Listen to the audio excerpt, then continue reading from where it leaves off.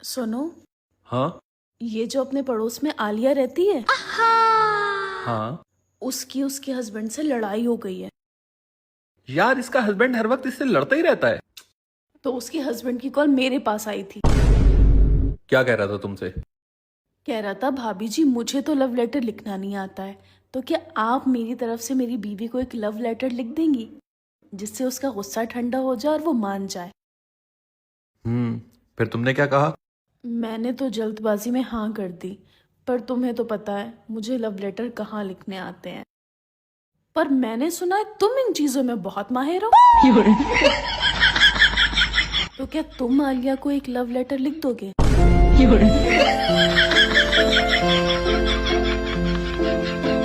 अब तुम इतना कह रही हो तो तो फिर तुम मुझे बताते रहो, मैं लिख रही हूँ। हाँ, लिखो। मेरी प्यारी आलिया।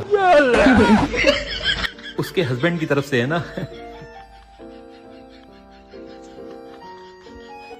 तुमसे ज्यादा हसीन आज तक मैंने किसी को नहीं देखा।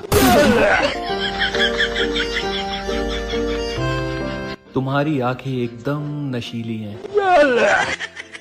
और जब तुम नहा के छत पर अपने बाल सुखाने आती हो और अपने बाल तौलिया से झटकती हो तो वक्त मानो थम सा जाता है।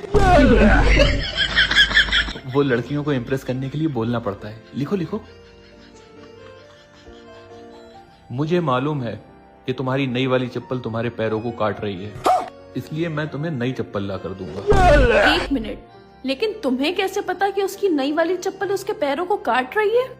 वो मैंने कल उसे घर से निकलते हुए देखा था, तो बेचारी लंगड़ा के चल रही थी, तो मैं समझ गया उसकी चप्पल उसे काट रही है। और उससे पड़ोसी का खर्चा भी हो जाएगा।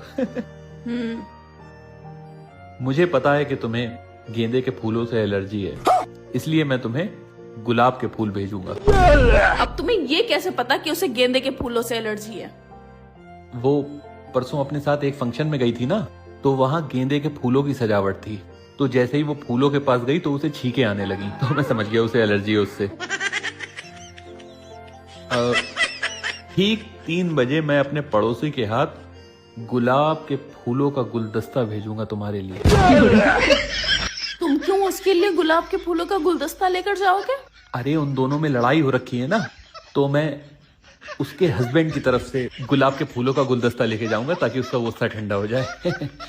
एक बात कान खोल कर सुन लो, कहीं तुम उसका गुस्सा ठंडा करते करते मेरा ना बढ़ा देना। नहीं नहीं नहीं, भरोसा रखो मुझ पर।